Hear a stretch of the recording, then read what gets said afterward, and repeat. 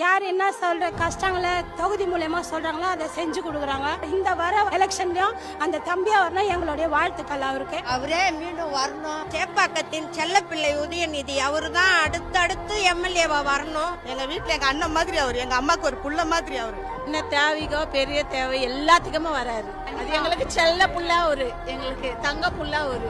வீட்டுல இருக்கிறவங்க நாங்க யாரன்னா கூப்பிட்டா எப்படி உடனே வருவாங்க, எதனா அதே மாதிரி அவரு. செல்ல புள்ளிய உனக்கு நன்றி, நீ மக்களுக்கு செஞ்சதுக்கு நன்றி. அன்பு உதயநிதிக்கு அம்மாவின் பொங்கல் வாழ்த்துக்கள்.